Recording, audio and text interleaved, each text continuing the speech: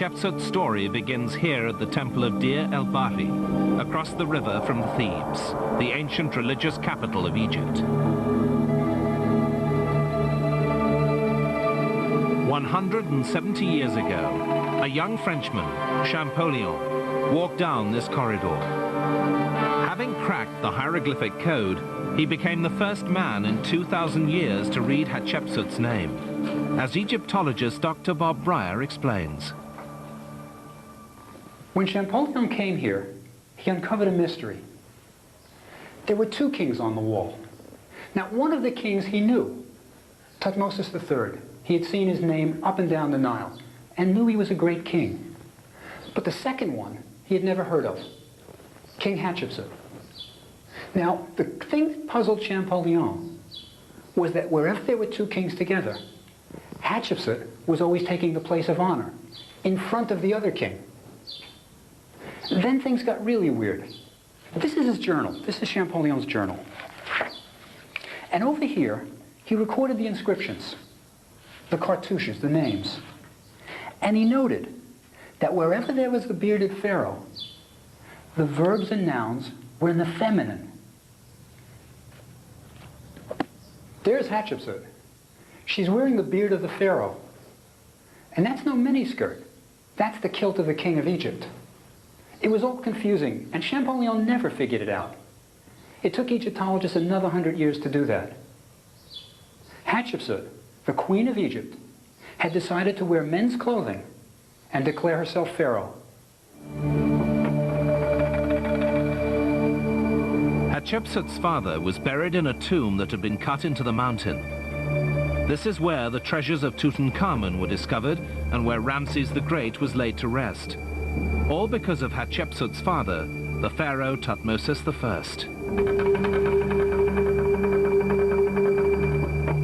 1,000 years before Hatshepsut was born, the pharaohs were buried in pyramids in the desert. But by the time Hatshepsut's father was king, all the pyramids had been robbed.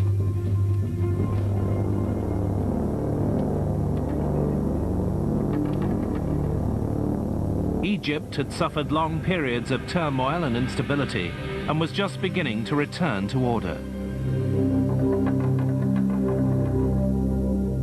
Hatshepsut's father needed a place where he and his treasures could be buried safely.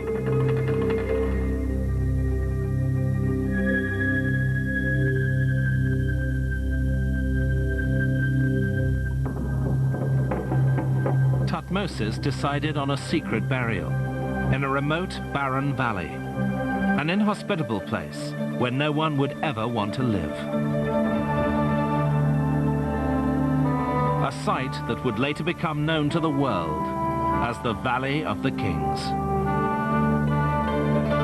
It was a bold venture, but not beneath the capabilities of Hatshepsut's father.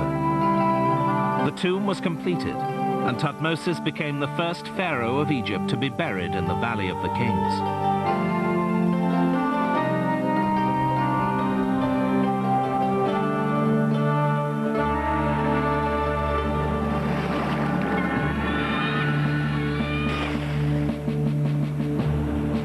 Thutmose was a fearless military commander. As soon as he became pharaoh, he led an expedition south into Nubia, now the Sudan, to quell a rebellion.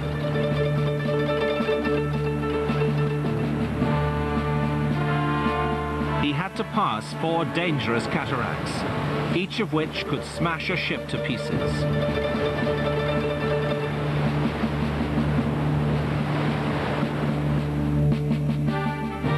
He led his troops deeper into Nubia than any pharaoh had ever done before, to defeat a confederation of Nubian tribes.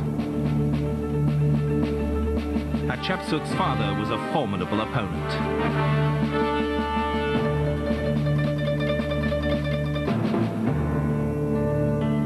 Thutmose and his queen had 5 children, but Hatshepsut was the only one to survive her parents. It was in Hatshepsut's veins alone that pure royal blood flowed. But could a woman become king of Egypt?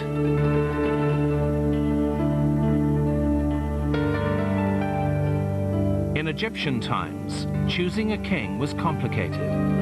Often embroiled in intrigue and power struggles, it took place in secret, behind palace walls. As Bob Breyer explains. This is a royal palace. It's a maze of tiny rooms. You see, the king had several wives, so he wanted plenty of space. Here's a throne room. It's where the king would have held audiences. It's amazingly small, isn't it? But the walls were mostly mud brick, so they couldn't hold up a really big ceiling. But wait till you see the bathroom.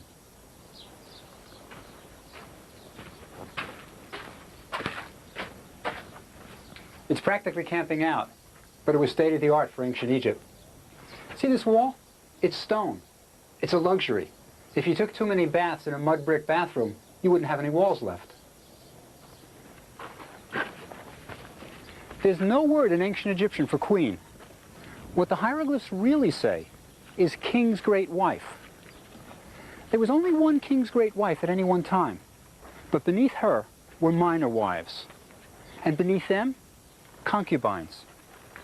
And all of them hoped that one day their sons would be king of Egypt. Hatshepsut was a royal kid. She would have grown up in a palace like this. Lots of women, lots of children, lots of rooms, lots of intrigue. She was undoubtedly bright, and she should have succeeded her father as king if she were a boy.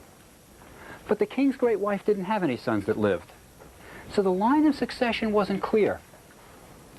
This was the kind of time when the son of a minor wife could become Pharaoh of Egypt.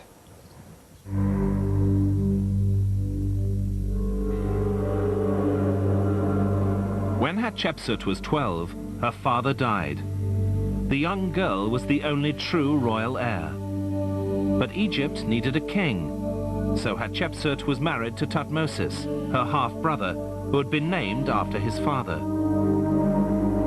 Thutmose II was the son of a minor wife, half royal, so he needed Hatshepsut if he were ever to rule as king. When they married, Thutmose II was in his 20s, and Hatshepsut, a 12-year-old girl, became Queen of Egypt.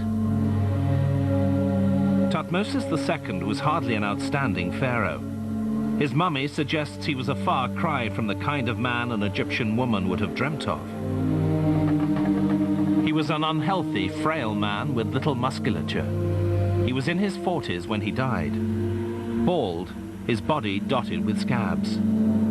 He built no great monuments, raised no obelisks to the heavens, and conquered no foreign lands. He never accompanied his army on campaigns. It could be said he was the exact opposite of Hatshepsut's father. The best that can be said of his reign is that it was uneventful.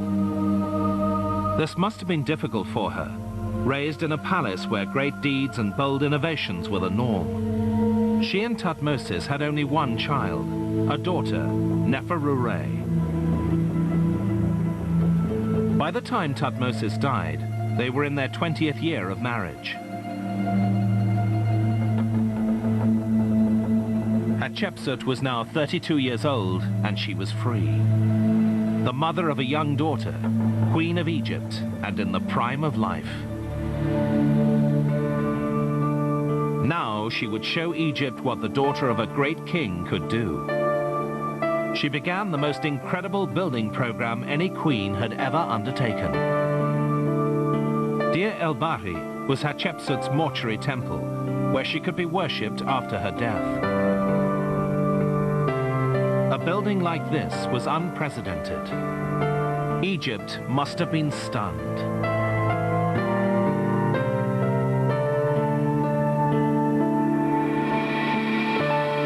Nestling in the mountains, its clear, straight lines allow it to stand out against the rugged background. Arguably, it's one of the most beautiful temples ever built in ancient Egypt.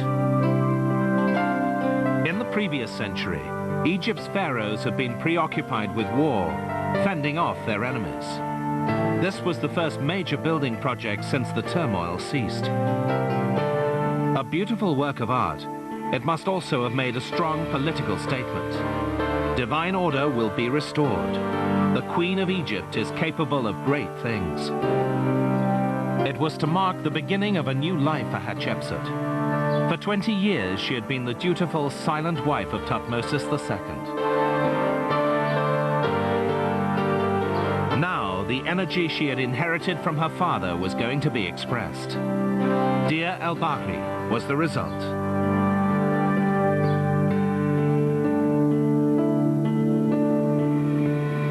Once again, royal workshops began producing official sculptures of the ruler of Egypt. But Hatshepsut's portraits were different from those of her male predecessors. She was shown as slender, with an aquiline nose and full cheeks, a young woman, fresh and vibrant. For the next 1,000 years, her statues would set the standard. But it was to be her obelisks, undoubtedly among the greatest achievements of the ancient world, that would surpass even them in their magnificence.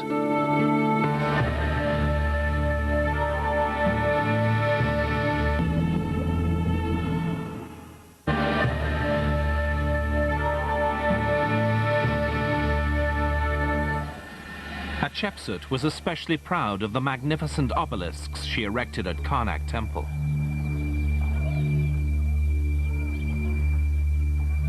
Here, lying still unfinished in the quarry, is an example of an obelisk. Still attached to the granite from which it was carved, it shows its huge scale. Every Egyptian obelisk was cut from the same granite quarries in Aswan, located around 250 kilometers south of Thebes. Granite was the only stone strong enough for such a tall monument. Its construction was an incredible feat. You can still see the channels where workers pounded for months to free it from the surrounding rock. Hatshepsut's 2 obelisks were completed in just 7 months. She recorded their transportation to Karnak on the walls of her temple at Deir el-Bahri. The obelisks were dragged on sleds to the riverbank and placed on one barge end to end.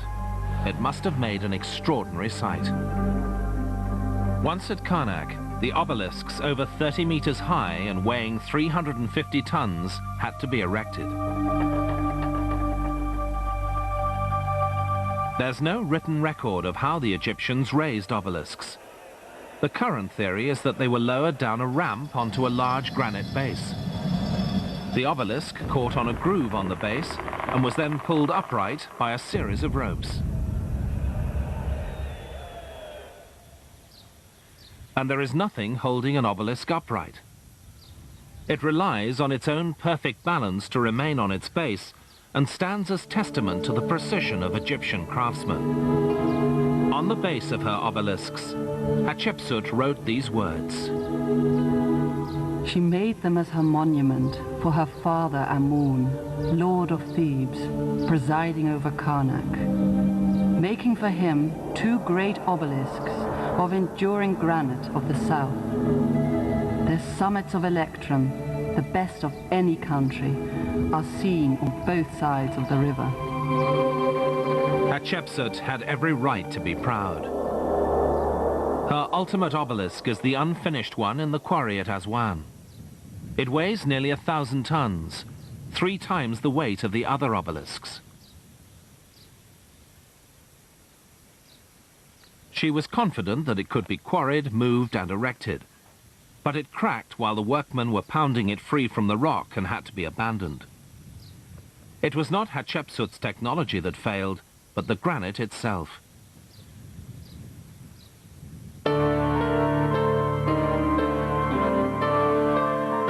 To achieve great things, she needed the talent of outstanding people, and Hatshepsut was to rely on one such man, Senmut. She elevated Senmut, her daughter's tutor, to the position of overseer of the works. Hatshepsut knew him well. She even entrusted her only child to him. Senmut's good service to Hatshepsut was well rewarded. He was born a commoner, but rose to one of the highest offices in the land. Under the patronage of Hatshepsut, he was able to build a shrine at Gebel Silsila, 60 kilometers north of Aswan. This has always been a special place.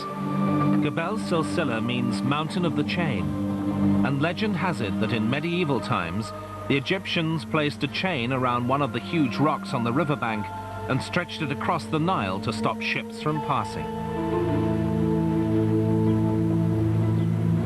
The nobility had private chapels carved along the banks of the Nile to gain favor with Sobek, the crocodile god. This was where the rich and illustrious of ancient Egypt came to flaunt their wealth.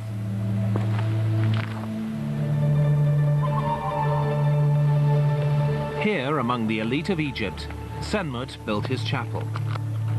But you have to look very hard to find it. It's not visible from the riverbank.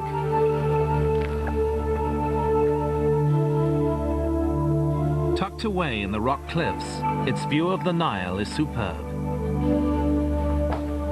Though not much remains of the inscriptions, there is just enough of his titles to identify the name Senmut. As Egypt prospered under Hatshepsut's reign, there was a cloud appearing on the horizon. Her late husband had had a son by a minor wife. Thutmose III, her stepson, named after his father, was heir to the throne. When he was young, it was only natural for Hatshepsut to rule in his place as regent. But now he was growing up. Tradition required that Egypt should have a king. Hatshepsut's power was about to slip away, as Bob Breyer explains. Think about what must have been going on inside of Hatshepsut's head. For 20 years, she endured a marriage where she was merely the king's wife. Now, for 7 glorious years, she ruled alone, doing great things. She must have loved it. I can't imagine her ever willing to give up the throne. But there was a problem. If Thutmose assumed the duties of king, his wife would become queen of Egypt, and Hatshepsut wouldn't be top banana. But what could she do? What Hatshepsut did next was unprecedented in the whole of Egyptian history. Egypt was at last to get its pharaoh, King Hatshepsut. Until now, she had kept the title of king's great wife, but to keep her power, Hatshepsut took the title king. This prevented her stepson Thutmose from assuming the throne. She was now shown wearing a false beard and pharaoh's garments.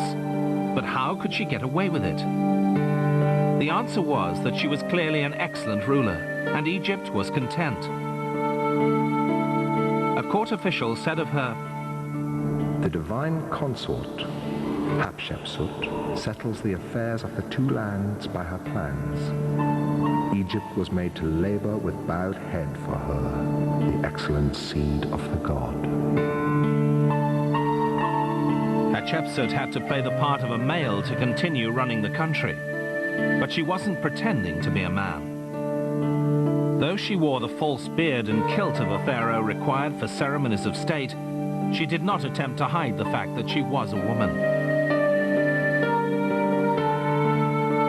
Even her name, Hatshepsut, means foremost of the noble women. She was a successful ruler, and Egypt's newfound prosperity was her achievement. But would her stepson, the heir to the throne, accept this? All indications show that the teenage boy was more than happy. He was probably where he wanted to be, on expeditions, traveling with the army. And if her stepson Thutmose was in the army, he was probably training in Syria. Throughout history, Syria has been a battleground because of its strategic location. The Hittites in the north, where modern Turkey is today, had always fought Egypt for control of Syria. Egypt periodically sent military expeditions here to enforce their presence, and Thutmose was no doubt part of that force. Centuries after the Egyptians, Roman armies fought for control of Syria and the trade routes. Much later, in the Middle Ages, the Crusaders built huge forts in Syria when they fought for the Holy Land.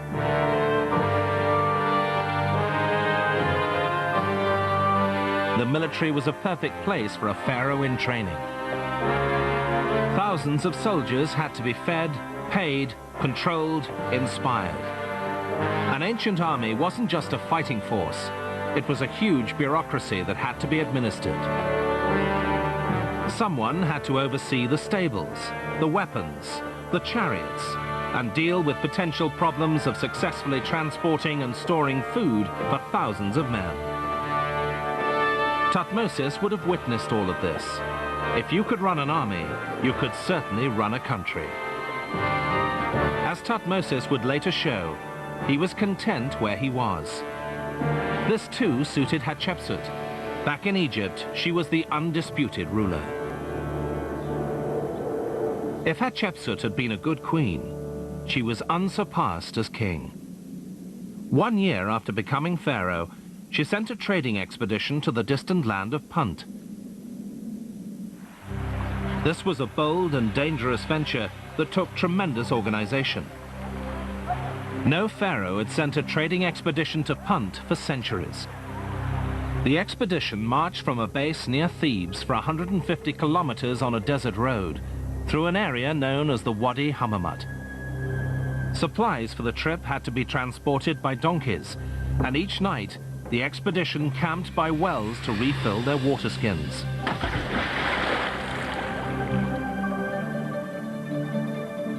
When they finally reached the port of Qusair on the Red Sea, supplies were loaded onto 5 ships for the 900-kilometer journey south.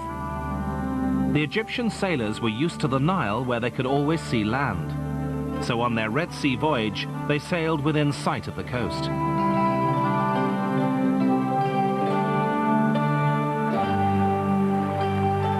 Punt was located in the Sudan, on the border of Ethiopia.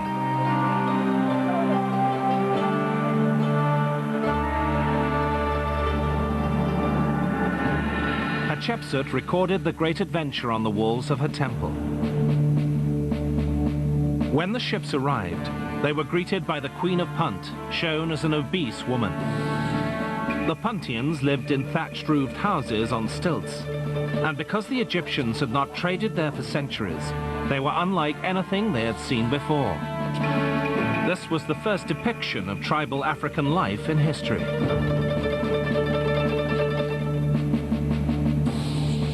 The transaction seemed to have gone well. The ships were loaded with incense and frankincense and myrrh trees, with their roots carefully wrapped and protected in baskets.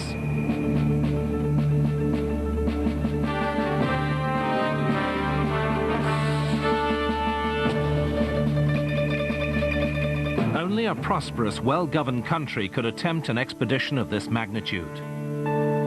This was indeed Hatshepsut's Egypt.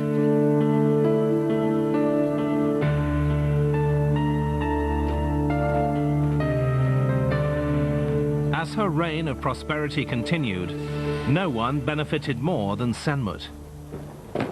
He had already been promoted to overseer of the royal works, but around the time Hatshepsut became king, Senmut was permitted to begin constructing his own tomb, high on a hill, with a fine view of the plain and river below.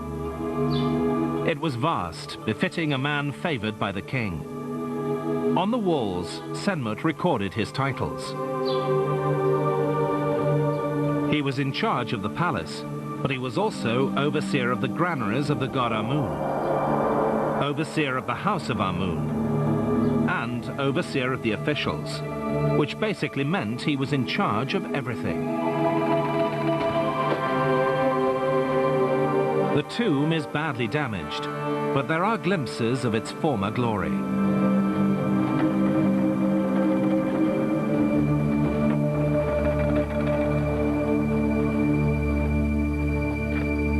Inside the tomb are caves, and Senmut may have intended to use one for his burial.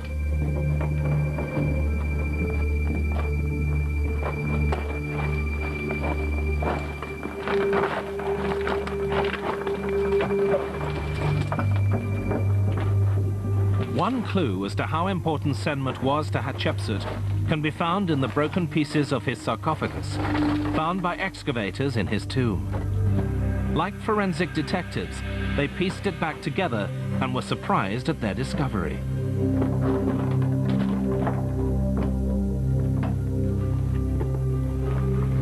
Hatshepsut had given him her own sarcophagus to be buried in. The sarcophagus was in the shape of a cartouche, the oval encircling a royal name. The inscriptions, once for a royal female, had been altered and spelled out the title, Overseer of the Granaries of Amun, Senmut.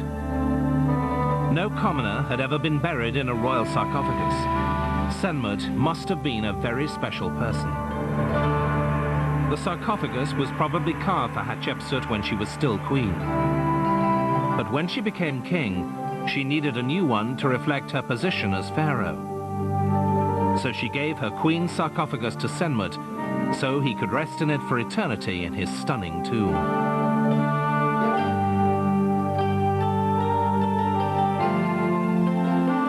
Given Senmut's privileged position in Hatshepsut's court, the sarcophagus, all his titles, the shrine at Gebel Silsila, and his vast tomb with its beautiful view, many have suggested that Senmut and Hatshepsut were lovers.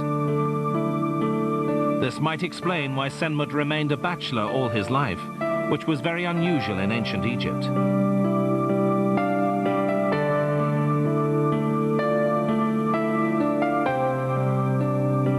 If they were lovers, it would have to have been kept secret. He was a commoner, and she the ruler of Egypt.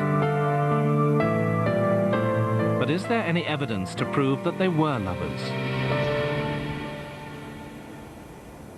The workmen building the temple at Deir el-Bahri have left a clue as to the nature of the relationship between Hatshepsut and her favorite Senmut.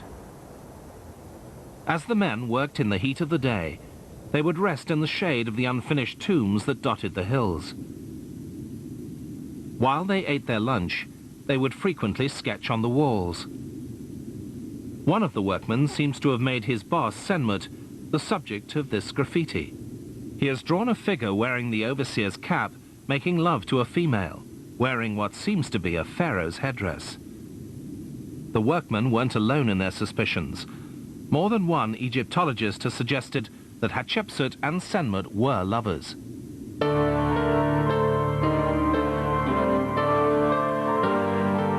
The workmen at Deir el-Bahri had especially good reason to suspect this love affair.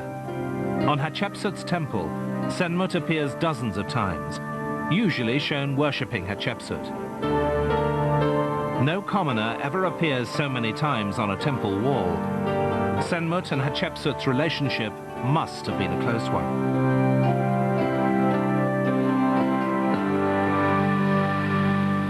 Hatshepsut's image has suffered at the hands of early Egyptologists, men who felt a woman couldn't possibly achieve such great things alone.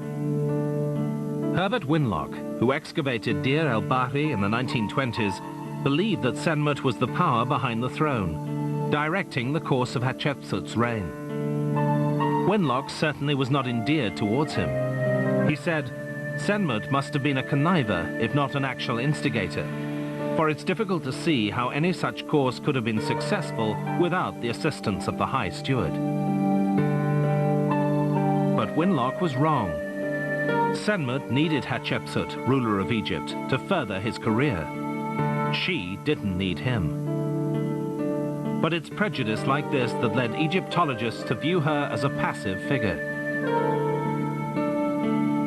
But Hatshepsut was no shrinking violet arranging the palace furniture. There's even a report that she led her troops in battle.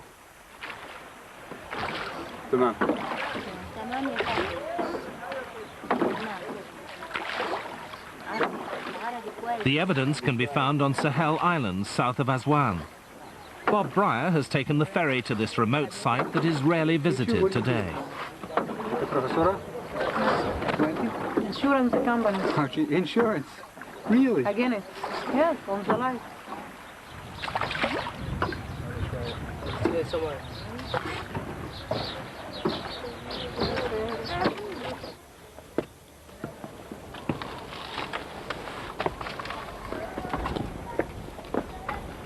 Here, there's at least one eyewitness to Hatshepsut's military exploits. One of her treasurers went on a military campaign to Nubia, probably to keep track of spending and the wealth they brought back. On his return, he stopped on the island.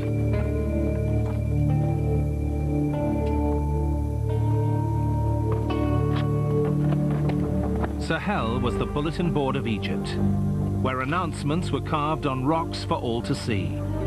There they would remain for thousands of years.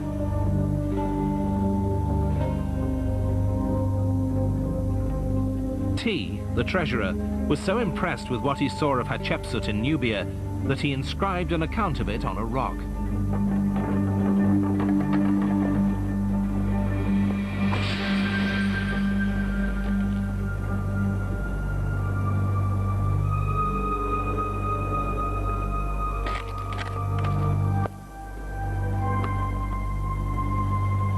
Though Dr. Breyer hasn't yet seen the actual inscription, the great Egyptian Egyptologist Labib Habishi wrote about it.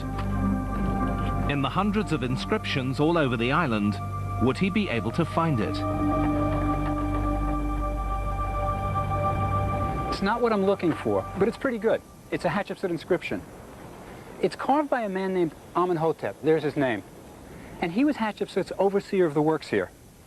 And what he was really proud of is that he quarried two of his queen's obelisks. There's the word for obelisk, Tekhenu.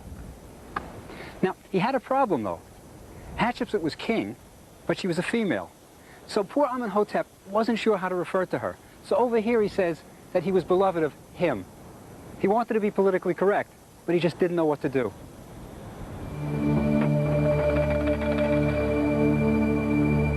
Bob spent many hours among the rocks searching in vain.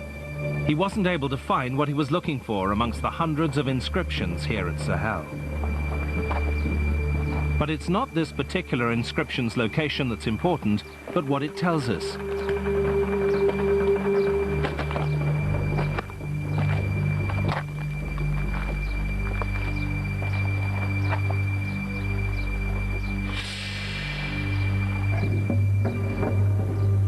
Carved by the treasurer T, whose job it was to keep track of the spoils the army took from Nubia, it says that Hatshepsut was with the army in Nubia and that she defeated the Nubians. T actually saw Nubian chiefs that had been captured and brought before Hatshepsut. It proves she was no pacifist. Hatshepsut was king of Egypt. Her power was absolute.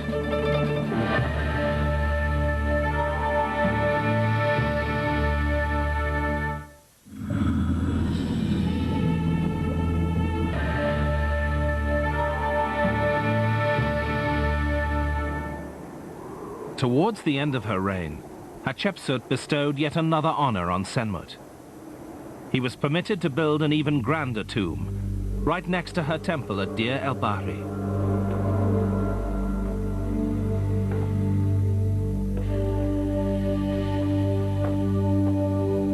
It was extraordinary for a commoner to have a burial within the precincts of a royal temple. But as we've seen, Senmut was no ordinary man.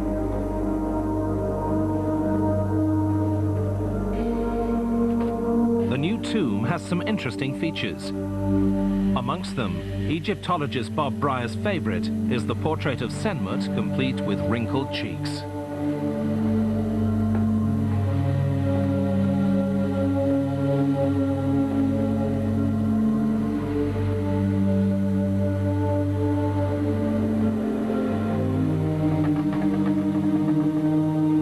This is the first astronomical ceiling in history. They've even got the constellations. After Senmut, pharaohs in the Valley of the Kings would copy this. It's really neat.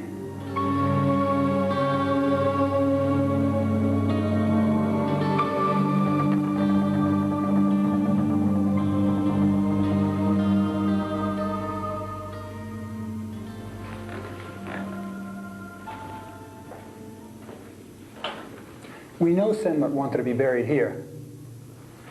He covered the walls with spells from the Book of the Dead. And then he had a request. O you who are among the land of the living, be you scribe or priest, say the magical spells for Senmut, the steward of Amun. There may have been a special reason why Hatshepsut permitted Senmut to build his tomb so close to her temple. Senmut's tomb tunnels straight towards the Valley of the Kings, just a few hundred meters away, and that's precisely where Hatshepsut's tomb lies. Unable to express their love openly in life, they may have intended to spend eternity together. And they may have achieved it. Senmut died before Hatshepsut. Just a few years later, she joined him in the next world. Her tomb on the other side of the mountains is one of the most unusual in the Valley of the Kings, as Bob Brier has discovered.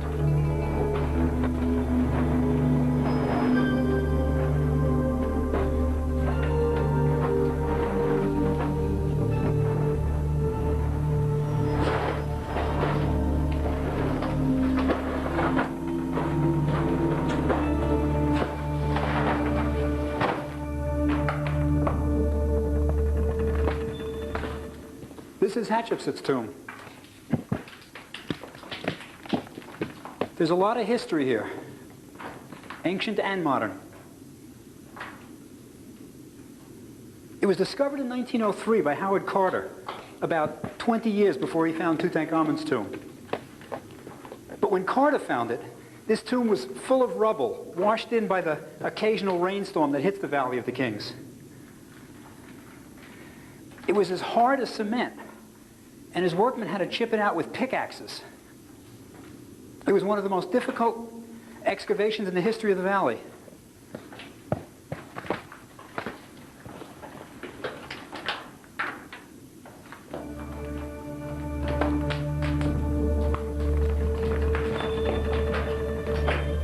After 2 months of clearing, Carter had to stop work.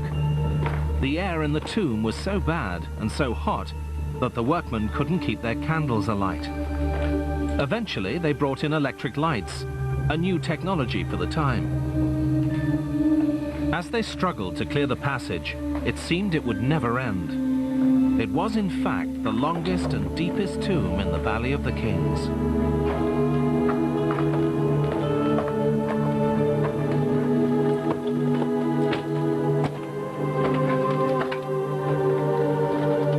In the early days of construction, Hatshepsut's workmen had hit bad rock that wasn't suitable for carving wall decorations. So they kept going, descending, twisting and turning in search of fine limestone. But they never found it.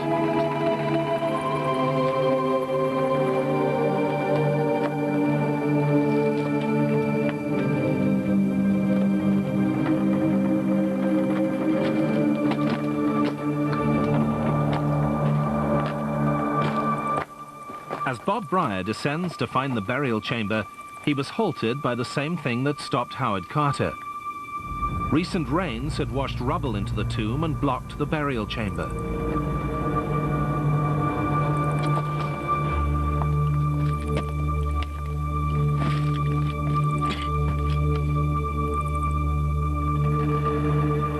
Carter did finally reach the burial chamber, where he found 2 beautiful red quartzite sarcophagi. One inscribed for Hatshepsut and one for her father. She had opened her father's tomb and had had his mummy removed to her tomb for reburial. In death, as in life, Hatshepsut wanted strong men close to her. After Hatshepsut's death, her stepson Thutmose III at last became pharaoh. All his years of training in the army served him well. He was the greatest military hero in Egypt's history. During his 33 years as king, he led 17 military campaigns personally. Palestine and Syria were subdued, and Thutmose pushed far to the north, crossing the Euphrates into modern-day Iraq. The new king was able to achieve these military successes because Hatshepsut had maintained the army. He inherited a prosperous, well-governed country.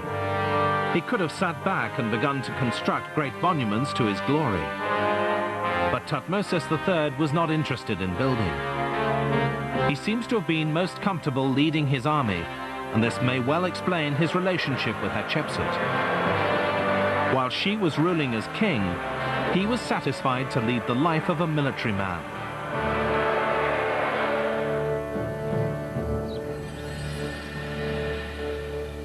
The remains of a red stone chapel built by Hatshepsut at Karnak Temple suggests this was a mutually beneficial relationship.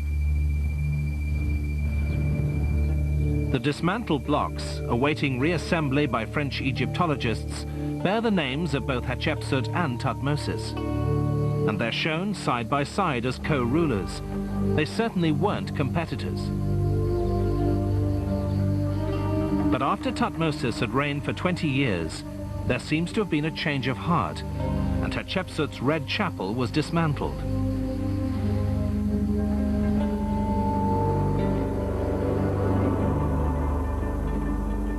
Her name was erased on all her monuments and was replaced with the name of her father, her husband, or her successor. History was being rewritten. It was as if Hatshepsut had never existed. Egypt had decided it could not have had a woman as king. It was not the traditional way. It upset the divine order. But history has a way of evening the score.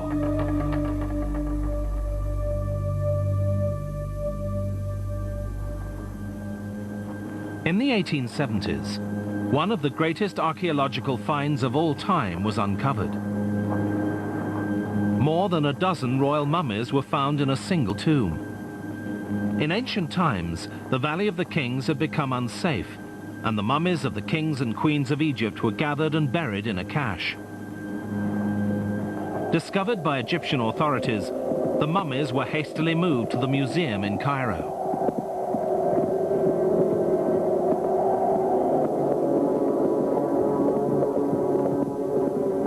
Among the dozens of great Egyptians in the cache were the mummies of Thutmose I, the Second, the Third, and Ramses the Great. Several of the mummies were unidentified. Could two of them have been Hatshepsut and Senmut?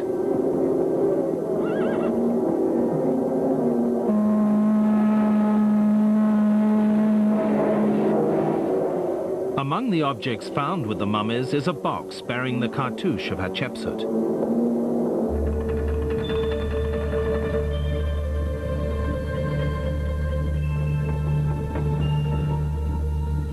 Inside is her liver, removed by the embalmers during mummification.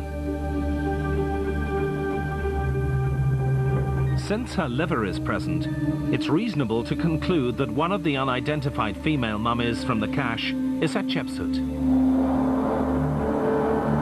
There is also a possibility that one of the unidentified males is Senmut. We know what he looked like. Ancient artists have left sketches of him, all with a slight double chin, a sign of prosperity. But they also show distinct lines on the cheeks, which is unusual. Winlock, the American excavator who found the sketches of Senmut, said, as for the wrinkles, they were surely the feature by which he was known. One of the mummies found in the communal tomb was described by the anatomist who first examined it as probably a high official, well advanced in years. Could it be Senmut? Known as Unknown Man C, the distinguishing feature of this mummy is the deep wrinkles on his cheeks.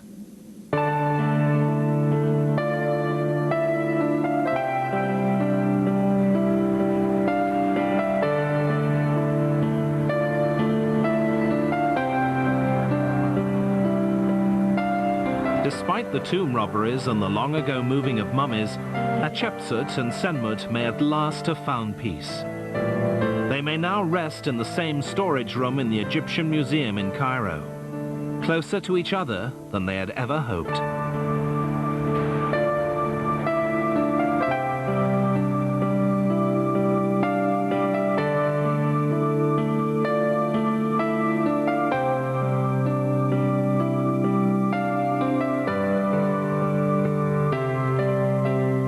Hatshepsut's 22-year reign was a great success, even by Egyptian standards. She initiated bold trading expeditions, monumental building projects, and successful military campaigns. It was a time of great prosperity for Egypt. Yet Hatshepsut's name was eventually erased by the very man she groomed to follow her as Pharaoh of Egypt. Why, after 20 years, did Thutmose III attempt to destroy the memory of Hatshepsut? It probably wasn't vengeance, as some have suggested. It had, in fact, to do with the notion of divine order in ancient Egypt. The concept of kingship that allowed pharaohs to be many things, warriors, builders, diplomats, administrators, could not permit it to be recorded that a woman had been king. The crime she seems to have committed, one that caused her name to be omitted from the lists of the kings of Egypt, seems simply to have been that she was a woman. But Hatshepsut is not that easily forgotten. Today, one of the most beautiful temples to be found in Egypt is Hatshepsut's temple at Deir el-Bahri. And the tallest obelisk in Egypt's history is Hatshepsut's obelisk, located at Karnak Temple.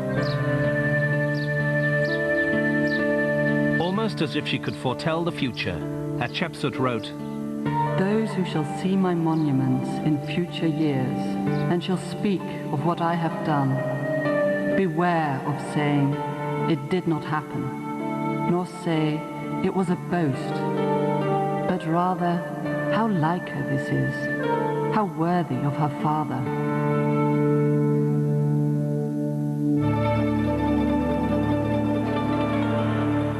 1/50th of a teaspoon of scorpion venom can kill a small child. We extract it in Discover magazine next.